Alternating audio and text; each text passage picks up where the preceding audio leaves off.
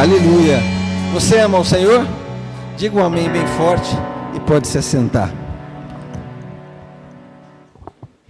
Como é bom a gente poder louvar o Senhor e engrandecer o Senhor e a gente poder descansar nele, né? Logo que eu cheguei aqui na igreja hoje, já percebi uma coisa que quase tirou a minha paz. Mas aí eu orei e falei: Senhor, não deixa isso tirar a minha paz hoje. Nós chegamos e vimos que a porta ali de baixo estava arrombada. Alguém entrou aqui hoje à noite e arrombou a porta. Essa porta aqui vai ali para a porta do banheiro. E eu fui olhar para ver o que estava ali, e aparentemente estava tudo no lugar. Mas a pessoa que entrou, acho que sabia o que queria. Foi direto na ferramenta do pessoal da obra, das ferramentas elétricas, que fica dentro de um quartinho fechado lá, e levou. Mas em nome de Jesus, isso não vai tirar a nossa paz. Não vai tirar nem a minha, nem a sua, e nós vamos continuar avançando, amém? Deus está conosco e Ele vai continuar conosco, isso não vai fazer com que nada possa atrapalhar o mover dEle, muito pelo contrário, agora nós estamos mais firmados ainda no que Ele faz, no que Ele é e no que Ele representa para cada um de nós. Esse espaço é dEle. Obrigado, Adriano. Obrigado, querido. Esse espaço é dEle, esse lugar pertence ao Senhor, Ele habita nos nossos corações, mas nesse lugar de culto, quando nós nos reunimos, Ele está presente no nosso meio, né? O Senhor Jesus disse que onde estiverem 2 ou 3 reunidos no nome dEle, ali Ele estaria presente. Então Ele está aqui, junto conosco, em cada um de nós, mas junto conosco. Nós louvamos ao Senhor por isso. Isso é motivo de realmente agradecermos a Deus. Então você ore para que essa noite seja uma noite de mais tranquila, né? Alguns irmãos já foram mobilizados para a gente juntar no final do culto aqui e fazer um tapume ali. E quero ver o caboclo entrar ali de novo. Não vai entrar em nome de Jesus, né? Aí amanhã a gente vai ver com calma o que nós temos que fazer. Nós vamos continuar firmes na nossa caminhada nesse mês de julho, falando sobre o perfeito amor. Deus é amor. 1 João capítulo 4 afirma isso, a Bíblia afirma isso. E nós sabemos, Deus não sente amor, Deus não ama simplesmente como um sentimento, mas Ele é a fonte do próprio amor, Ele é o próprio amor. E nós aprendemos ao longo dessas semanas que nós podemos amar porque Ele nos amou primeiro. Nós só podemos e só conseguimos amar de fato com o amor dEle, porque Ele nos amou primeiro e derramou o seu amor em nós e sobre nós por meio do seu Filho Jesus Cristo. E nós já compreendemos isso e nós vamos ver um pouquinho hoje sobre o que então essa compreensão e o que esse amor que foi derramado por Deus, pelo próprio amor encarnado na pessoa de Jesus Cristo, como nós somos transformados por esse amor. Esse é o título da nossa mensagem de hoje, é Transformados pelo Amor. E como nós fizemos no primeiro domingo, no segundo domingo, vamos fazer nesse domingo. Abra sua Bíblia, 1 João capítulo 4, nós vamos ler novamente do verso 7 até o verso 21, ler o texto todo. Semana que vem nós vamos ler de novo, mas aí nós vamos focar só nos versos que nós vamos aplicar nessa noite. Mas vamos ler esse texto que é maravilhoso, e essa palavra precisa ficar gravada no meu, no seu coração, não só na nossa mente, mas no nosso coração, para que ela se transforme em verdade nas nossas vidas. 1 João, capítulo 4, a partir do versículo 7, e a palavra de Deus diz assim, você vai poder acompanhar na sua Bíblia ou no que está projetado. Amados, amemos uns aos outros, pois o amor procede de Deus. Aquele que ama é nascido de Deus e conhece a Deus. Quem não ama não conhece a Deus, porque Deus é amor. Foi assim que Deus manifestou o seu amor entre nós. Enviou seu Filho unigênito ao mundo, para que pudéssemos viver por meio dele. Nisto consiste o amor, não em que nós tenhamos amado a Deus, mas em que Ele nos amou e enviou o seu Filho como propiciação pelos nossos pecados. Amados, visto que Deus assim nos amou, nós também devemos amar uns aos outros. Ninguém jamais viu a Deus. Se amarmos uns aos outros, Deus permanece em nós e o seu amor está aperfeiçoado em nós. Sabemos que permanecemos nele e ele em nós, porque ele nos deu o seu Espírito. E vimos e testemunhamos que o Pai enviou o seu Filho para ser o Salvador do mundo. Se alguém confessa publicamente que Jesus é o Filho de Deus, permanece nele e ele, Deus, de novo. Deixa eu ler de novo. Se alguém confessa publicamente que Jesus é o Filho de Deus, Deus permanece nele e ele em Deus. Assim conhecemos o amor que Deus tem por nós e confiamos nesse amor. Deus é amor. Todo aquele que permanece no amor, permanece em Deus e Deus nele. Dessa forma, o amor está aperfeiçoado entre nós para que no dia do juízo tenhamos confiança, porque neste mundo somos como ele. No amor não há medo, ao contrário, o perfeito amor expulsa o medo, porque o medo supõe castigo. Aquele que tem medo não está aperfeiçoado no amor. Nós amamos porque ele nos amou primeiro. Se alguém afirmar, eu amo a Deus, mas odiar seu irmão é mentiroso, pois quem não ama a seu irmão a quem vê, não pode amar a Deus a quem não vê. Ele nos deu este mandamento: quem ama a Deus, ame também seu irmão. Vamos orar? Senhor, obrigado pela tua palavra lida mais uma vez, e que essa palavra possa agir com liberdade em nós, que o teu Santo Espírito possa produzir uma aplicação direta e clara nas nossas vidas nessa noite, com muita liberdade. Nós pedimos, fala conosco nessa noite, assim nós oramos. No precioso nome de Jesus Cristo, teu Filho. Amém. E amém. Os versos que nós vamos destacar nessa noite é o 14 ao 16. Ele vai trazer, vimos e testemunhamos que o Pai enviou seu Filho para ser o Salvador do mundo. Se alguém confessar que Jesus é o Filho de Deus, Deus permanece nele e ele em Deus. Assim, conhecemos o amor que Deus tem por nós e confiamos nesse amor. Deus é amor. Todo aquele que permanece no amor, permanece em Deus e Deus nele. Esse amor, então, no qual nós permanecemos, que é o amor de Deus, que faz com que Deus também permaneça em nós, ele produz uma transformação nas nossas vidas. Ele precisa produzir uma transformação. Eu preciso compreender isso. Interessante que transformar, o verbo transformar, quer dizer exatamente isso.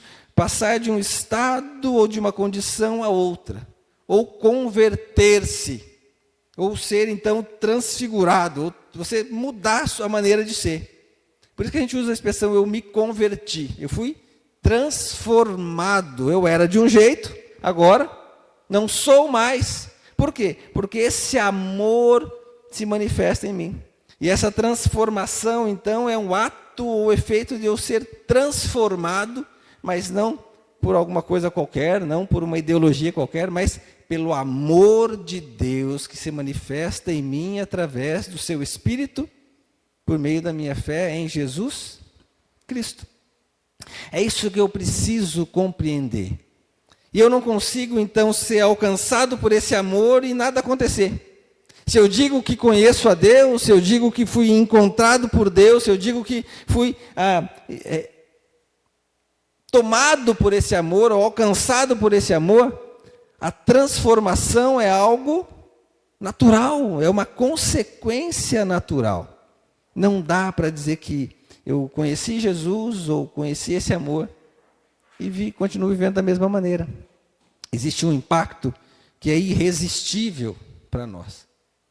O amor de Deus é irresistível a nós e nós somos de fato então transformados.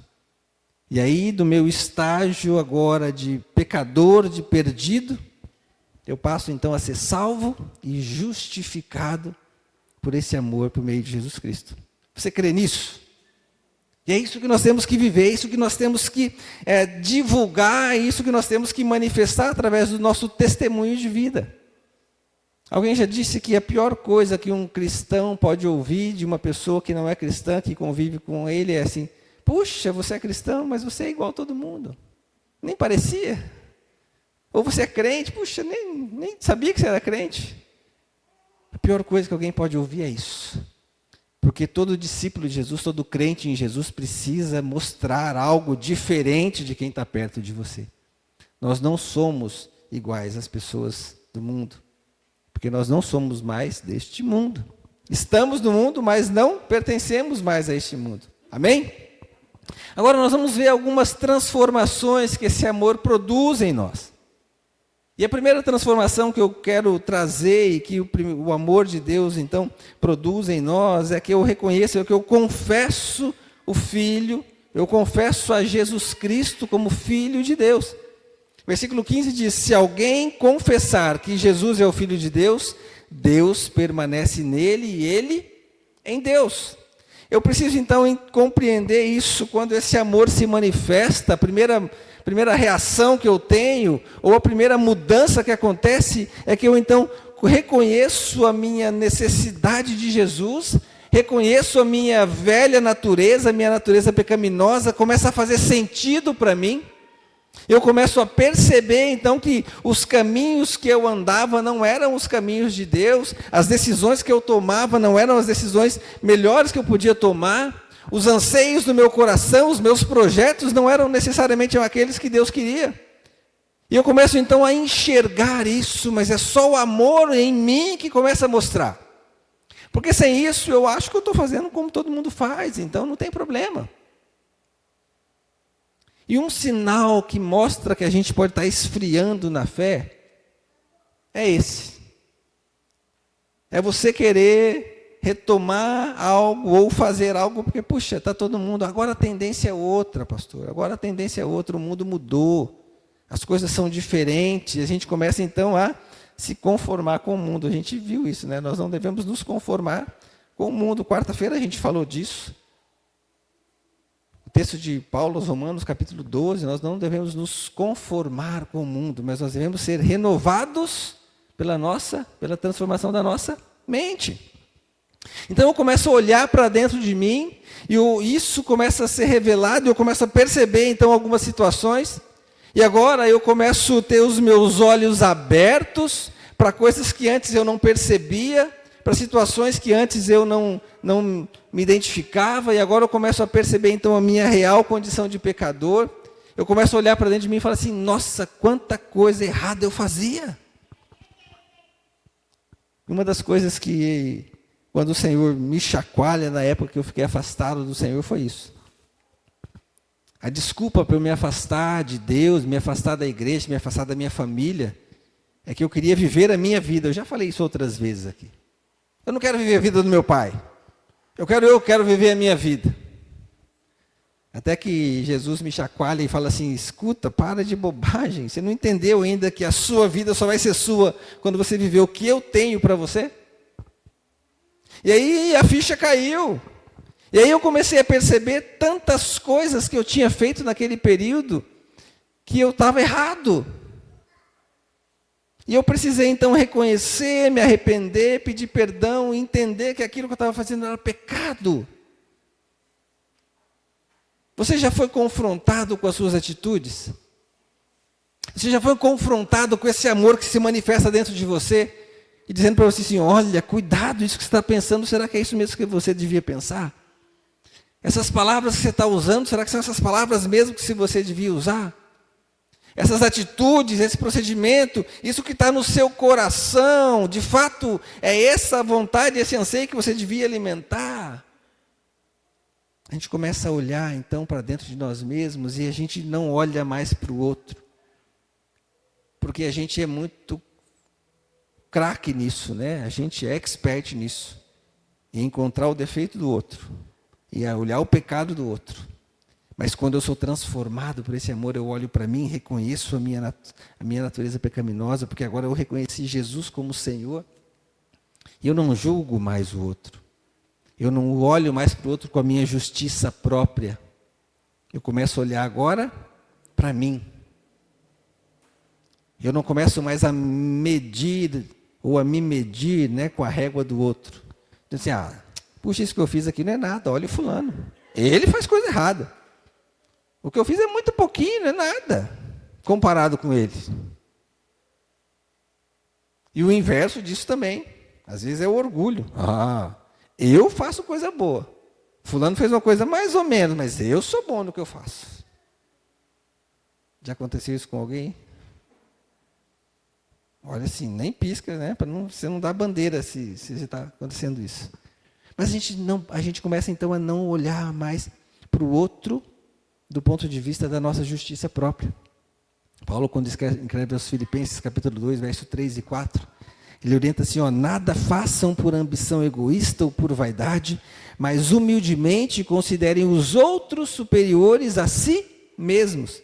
Cada um cuide não somente dos seus interesses, mas também dos interesses dos outros. Essa transformação, então, faz com que eu olhe para o outro, não mais para julgar, mas para auxiliar.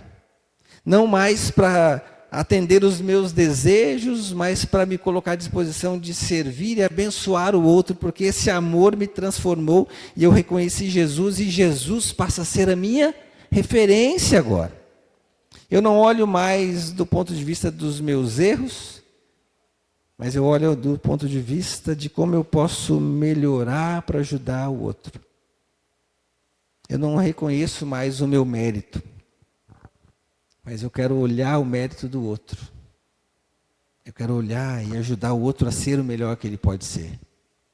Porque esse amor tem me transformado. Eu começo então a compreender o que é graça do Senhor sobre mim.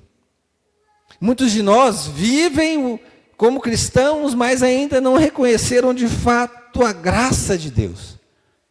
E eu li um livro bem antigo que um senhorzinho já, enquanto a gente estava lá na IBB Uberaba, ele me deu aquele livro, foi tão especial.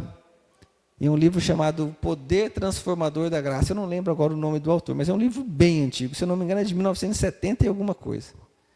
Se brincar, eu não tinha nem nascido ainda quando escreveram aquele livro. Mas era o poder transformador da graça. Muitas vezes nós entendemos quem é Jesus, aceitamos Jesus, mas temos dificuldade de aceitar a graça de Deus sobre nós. A gente ainda quer fazer as coisas pelos nossos méritos. Eu quero então, agora que eu entendi que Jesus morreu por mim, entendi que Ele me amou com amor incondicional, agora eu preciso fazer algo para ser merecedor desse amor, para ser merecedor dessa graça, e nada do que eu faça vai ser suficiente para ser merecedor da graça. A graça é um favor imerecido. E aí quando eu reconheço esse amor, eu reconheço Jesus, reconheço o que Ele fez por mim, os meus olhos se abrem e eu começo então a compreender a graça. Paulo, em 2 Coríntios 12, 9, 10, ele está relatando uma série de situações, de visões que ele teve. E ele conversa com Deus, ele tem uma situação difícil, dizendo que é um espinho na carne. E ele pede para tirar aquilo. E a resposta do Senhor para ele é que ajuda a gente a entender o que é graça. A partir do versículo 9, 2 Coríntios 12, a resposta de Deus é assim: mas Ele me disse, minha graça é suficiente para você, pois o meu poder se aperfeiçoa na fraqueza. Portanto, eu me gloriarei ainda mais alegremente em minhas fraquezas, para que o poder de Cristo repouse em mim. Por isso, por amor de Cristo, regozijo-me nas fraquezas, nos insultos, nas necessidades, nas perseguições, nas angústias, nos arrombamentos de porta, nas coisas que roubaram da gente. Pois quando sou fraco, é que sou forte. E eu começo a conhecer a graça, e começo então a compreender que não é a minha força, não é o que eu faço, não é aquilo que eu desejo, mas é a graça de Deus. E quando eu me sinto então incapaz, impotente, sem condição de fazer, é aí que a graça se manifesta na minha vida, e o poder de Cristo se aperfeiçoa em mim, e por amor dele, Ele me usa. É assim que a gente vive transformado pelo amor. A graça de Deus se manifesta de maneira plena. Não mais pelo que eu sei, pelo meu conhecimento, pela minha formação, pela minha capacidade, mas porque a graça dele é suficiente para cada um de nós. Mas tem um segundo efeito transformador que acontece nas nossas vidas é que a gente começa a entender o que é perseverar na fé em Cristo. A gente começa a ser perseverante na fé em Cristo. O versículo 16 diz: assim conhecemos o amor de Deus, o amor que Deus tem por nós, e confiamos nesse amor. A segunda parte nós vamos ler no outro ponto. Nós aprendemos então a confiar nesse amor, a depositar a nossa esperança, a nossa fé. E esse amor é o próprio Cristo revelado. É o próprio Cristo que se manifesta, e a presença dele. Eu não consigo apenas compreender o amor, entender esse amor, mas eu passo agora a viver confiado nesse amor. Os passos que eu dou de fé é porque esse amor me traz segurança. Lembra que nós vimos no primeiro domingo de julho, no amor não há medo. O perfeito amor expulsa o medo. E agora eu posso então confiar e viver firme. Porque não depende mais de mim. A minha vida agora é vivida pela fé. Gálatas 2, versículo 20. Fui crucificado com Cristo. Assim, já não sou eu quem vive, mas Cristo vive em mim. A vida que agora vivo no corpo, vivo pela fé no Filho de Deus que me amou e se entregou por mim. Eu começo então a perseverar nesse amor, perseverar na minha fé, e a minha vida agora, o que eu vivo agora, né, e essa expressão que Paulo traz é a vida que eu vivo no corpo. Ou seja, enquanto eu estiver nesse mundo, enquanto eu estiver nesse corpo corruptível, mortal, finito, eu não vou mais viver por ele. Eu não vou mais viver pelos meus anseios, porque eu fui crucificado com Cristo. Agora eu preciso então perseverar na minha fé nesta compreensão.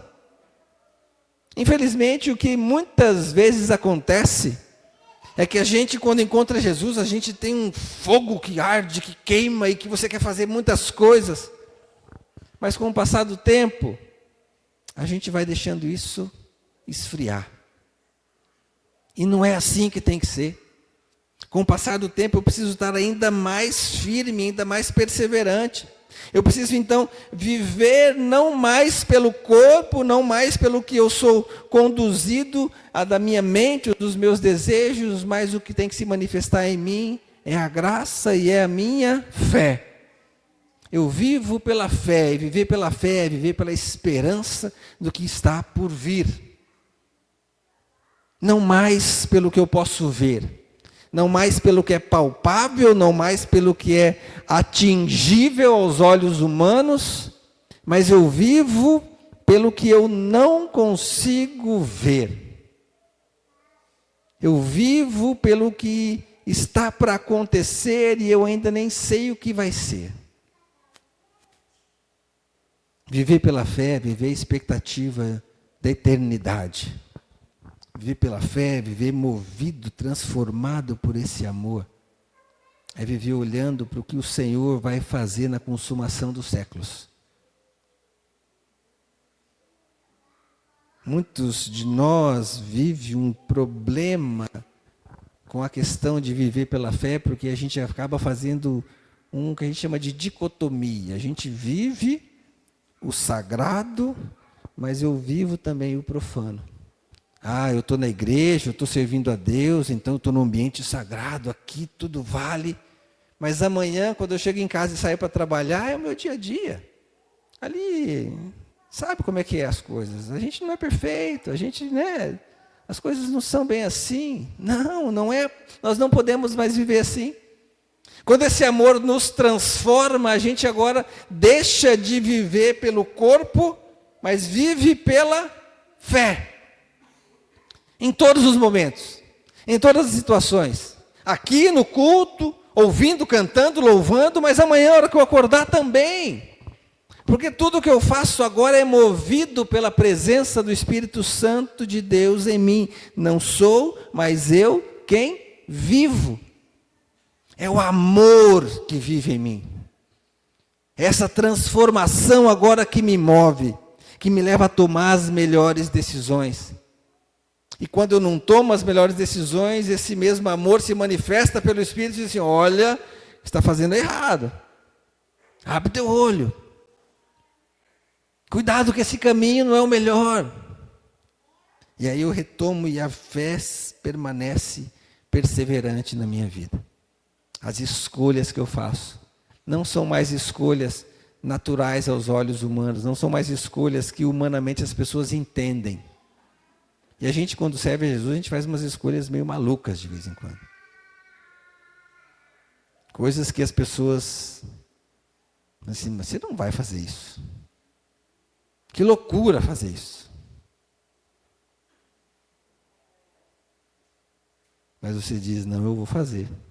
Porque eu não vivo mais pelo visível, eu vivo pelo invisível. Eu vivo pela fé. E uma terceira transformação que eu quero compartilhar, que esse amor produz em nós, é que além de eu perseverar na minha fé, eu aprendo a permanecer no amor. E permanecer é permanecer, é não se desviar. Olha o que o versículo 16, a parte final diz, eu vou ler o todo agora ele. Assim conhecemos o amor de Deus, ou melhor, o amor que Deus tem por nós e confiamos nesse amor. Deus é amor. Todo aquele que permanece no amor, permanece em Deus e Deus nele. É simples de compreender. Você entendeu o amor? Você entendeu o amor de Deus por você? Você entendeu essa transformação de Deus por você? Agora, viva por isso. Permaneça nisso. Simples. Não precisa falar mais nada. O problema é que a prática não é tão simples assim. Nem sempre a teoria se aplica de maneira tão simples assim. A gente precisa então entender que cabe a nós agora tomarmos uma atitude de permanecer nesse amor. É uma decisão minha. Porque, de novo, nós falamos sobre Deus nos ama tanto que Ele nos deixa livres. E você precisa escolher permanecer no amor dEle. Você precisa escolher tomar decisões baseadas na vontade dEle para a sua vida. Isso é permanecer no amor. Esse amor, então, começa a me deixar mais forte, porque eu permaneço nele, eu supero as lutas, as dificuldades que eu tenho.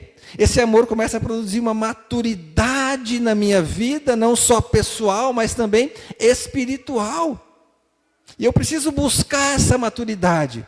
E é isso que esse amor produz em mim, essa transformação, para que eu possa permanecer nesse amor.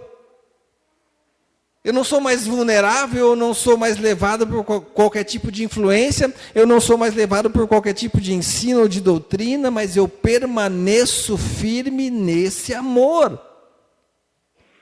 Efésios capítulo 4, verso 13 a 16. O texto diz assim, até que todos alcancemos, Paulo está falando sobre os dons ministeriais, ele está falando dos propósitos desses dons, ele diz assim, olha, até que todos alcancemos a unidade da fé, e do conhecimento do Filho de Deus, e cheguemos à maturidade, atingindo a medida da plenitude de Cristo. O propósito é que não sejamos mais como crianças, levados de um lado para o outro, nem jogados para cá e para lá por todo o vento de doutrina, e pela astúcia e esperteza de homens que induzem ao erro. Antes, seguindo a verdade em amor, cresçamos em tudo naquele que é a cabeça, Cristo. Dele todo o corpo, ajustado pelo auxílio de todas as juntas, cresce e edifica-se a si mesmo em amor, na medida em que cada um realiza a sua função. Esse texto nos traz algumas ações, algumas atitudes que nós precisamos desenvolver para permanecer nesse amor de Deus. E uma delas é seguir a verdade em amor. Antes, seguindo a verdade em amor. Você tem seguido a verdade? Se você quiser permanecer no amor, a verdade tem que ser algo essencial na sua vida. Eu preciso seguir essa verdade em amor. Jesus é a própria verdade. Ele é o caminho, a verdade e a vida. Eu não tenho que me desviar. E hoje está tão sutil o ensino sobre fé e religiosidade que muitos de nós às vezes se confundem. Eu tenho dito e vou continuar repetindo. Tem muita gente aí falando coisas muito bonitinhas e muito boas em nome de Deus e do amor. E facilmente nos engana. O problema é que não existe Jesus na história, porque não está crescendo naquele que é a cabeça, que é Cristo. São doutrinas disfarçadas de boas doutrinas, de bom ensino. Até fala de Deus, fala de fazer o bem, fala de amar as pessoas, mas não tem Cristo. E eu não consigo permanecer no amor se não tiver em Cristo. Uma outra atitude que o texto fala é que nós devemos então crescer no conhecimento de quem? De Cristo. Se eu quero permanecer no amor, eu não tenho que me contentar com o pouco que eu aprendi, eu preciso continuar aprendendo e crescendo nesse conhecimento de Cristo. E como eu faço isso, se eu não tenho meu tempo de devocional, se eu não tenho meu tempo de leitura da palavra, se eu não tenho meu tempo de meditação, se eu não participo das atividades da igreja, por exemplo, como é que eu vou crescer? Como é que eu vou conhecer a Cristo se eu não me relaciono com Cristo? Não caia no engano de dizer assim, eu posso seguir a Cristo sozinho. Eu não preciso de ninguém. Eu tenho a Bíblia, eu vou caminhar. Engano. Você precisa do corpo, e o texto que fala do corpo. Dele, todo corpo é ajustado e unido pelo auxílio de todas as juntas. E aí vem uma outra atitude, então. Para eu permanecer nesse amor, que eu vou seguir a verdade em amor, eu vou crescer no conhecimento de Cristo, e eu preciso viver em unidade, em edificação mútua. É isso que nós estamos falando esse ano, o nosso tema desse ano é unidade e comunhão. Para permanecer no amor, eu preciso então viver essa unidade, viver essa edificação mútua. Dele, todo o corpo, ajustado e unido pelo auxílio de todas as juntas, cresce e edifica-se a si mesmo em amor. E é o amor que faz isso florescer, isso acontecer. O amor é que cria essa liga, essa junção de crescimento, de fortalecimento. E aí, o texto continua dizendo, na medida em que cada parte realiza a sua função. Se cada parte realiza a sua função, não é uma parte isolada. O que você acha de você cortar a sua mão e deixar lá em cima da sua mesa? Será que ela vai fazer sozinho o que ela tem que fazer? O corpo tem que estar unido. Se não estiver unido, não vai acontecer. Não seja um corpo ou um membro, fora do corpo. Você não vai conseguir permanecer no amor fora do corpo, porque você não vai cumprir a sua função. E não importa qual função é, não importa qual parte do corpo você é. A gente não vai abordar isso hoje. Mas só para ficar claro, todas as ações são importantes, todas as funções são importantes. Basta você perder a unha do dedinho do pé para você saber que é importante. Deixa cair um trem lá. Esse tempo atrás, faz tempo já, eu estava no armário, um armário caiu em cima da minha mão. Não sei se vocês vão lembrar que eu quebrei a pontinha do dedo. Rapaz, como fez falta esse dedo enquanto ele não estava utilizável.